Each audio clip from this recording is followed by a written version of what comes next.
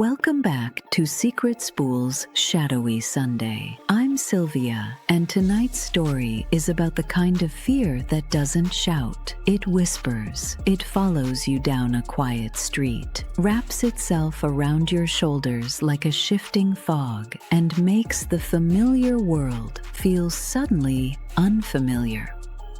Some encounters leave marks you can see. Others leave questions that settle deep inside you, resurfacing long after the moment passes. Tonight's story is one of those lingering questions. Step into the fog with me, won't you? I've lived in my small northern UK town long enough to know its rhythms the way you know your own breathing. Steady, predictable, and comfortingly uneventful. It's a place where people recognize you by your coat or your walk rather than your name, and where the evenings fall into silence without needing to be asked. Last night felt like every other night, the kind where nothing unusual ever happens, and that false sense of safety wrapped itself around me without my noticing. I was halfway through a documentary, curled on the sofa with a blanket, when I realized I'd run out of milk. Not a crisis, not even an inconvenience, just enough of a reason to step out into the cool night air. The fog was thick, dense enough to blur the streetlights and soften the sound of passing cars. I walked toward the little shop at the end of the high street, thinking about nothing more dramatic than getting back home before my show resumed. Inside the shop, everything was normal. Warm lights, the familiar ding of the door, the faint hum of the refrigerators along the back wall. I made quick small talk with the cashier, grabbed the milk, and stepped back outside. And that's when I saw him. A man standing beside the cash machine. He wasn't using it. He wasn't looking at it. He wasn't doing anything at all. Just standing with his hood pulled low, his hands in his pockets, his posture too still to feel casual.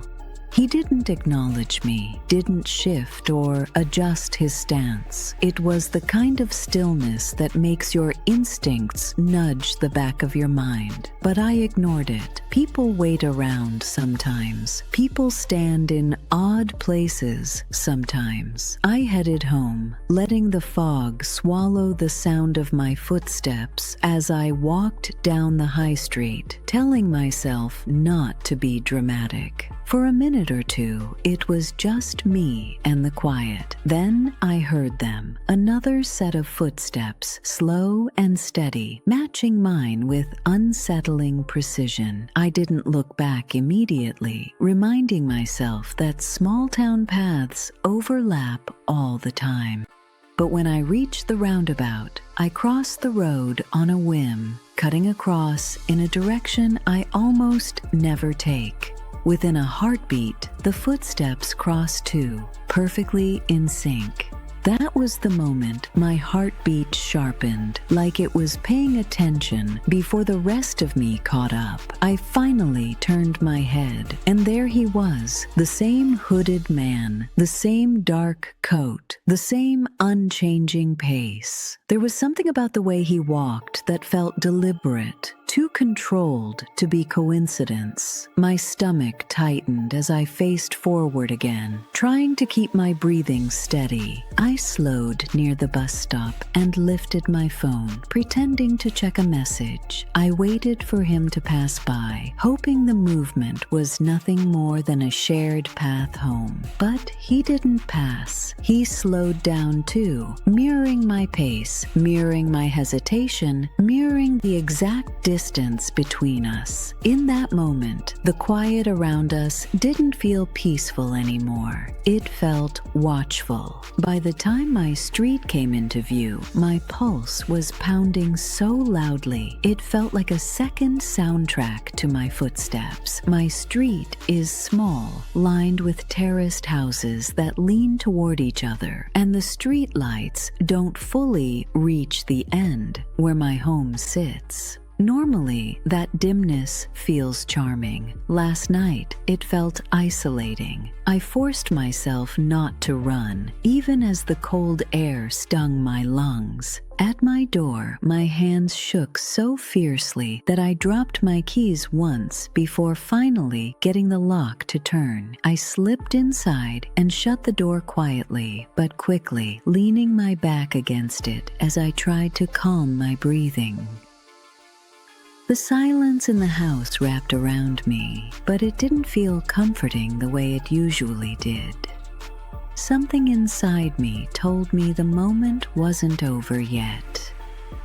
I stepped to the narrow window beside the door and pulled the curtain back by less than an inch, and there he was, standing at the corner of my street, not walking, not pretending to do anything, just standing perfectly still in the fog, facing the row of houses, facing me. The street lights behind him cast a faint halo around his hood, but the shadows hid his eyes. He didn't look at a phone or adjust his coat. He didn't shift from foot to foot the way people do when they're waiting for someone. He just existed in the space, unmoving and unnervingly patient. It didn't feel like an accident that he'd followed me. It didn't feel like a coincidence that he stopped exactly where he could watch my front door. My breath froze in my throat as I stayed perfectly still behind the curtain.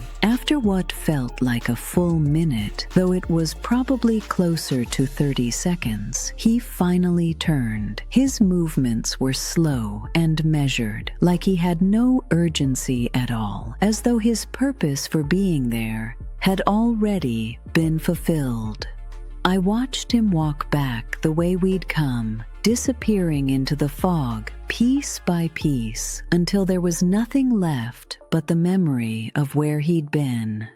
I barely slept. Every creak in the house felt too loud. Every passing car made my heart jump. The quiet that normally soothed me now felt like a presence of its own. I kept replaying the moment in my mind. The mirrored footsteps, the pause at the corner, the unbroken stillness. I wanted to convince myself I had overreacted, but another part of me, the deeper instinctive part, knew I hadn't. This morning, the fear settled into something heavier when I stepped outside to take the bin to the curb. The rain from yesterday had left the ground damp, and there in front of my door were fresh footprints directly facing my door. Two clear impressions, slightly angled inward, like someone had stood perfectly still at the threshold, deciding something silently. They weren't mine. They weren't smudged by rain, and I hadn't heard anyone knock. Seeing those footprints chilled me in a way the night before hadn't. The encounter hadn't ended when he walked away. He had come back. He had stood there, close enough to touch the door, close enough to listen. People I've spoken to today told me to document everything, to reach out to someone, to trust the instincts that warned me before my mind could catch up. And I know they're right, even if fear has a way of stealing logic from you. I've ordered a front door camera because I need to feel like I'm doing something, even if it only gives me peace of mind. Part of me hopes it records nothing, that the night was nothing more than a strange coincidence.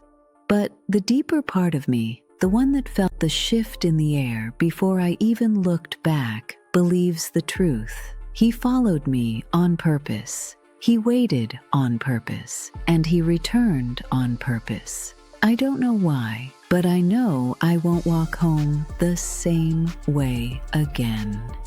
Thank you for spending your evening with me. Stories like this are a reminder that intuition is often our first line of protection, that quiet warning that rises long before our minds can explain what's wrong.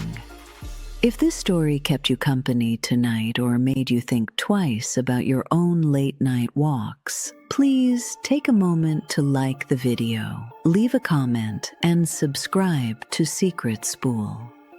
Your support helps us bring more stories into the world and makes all the difference.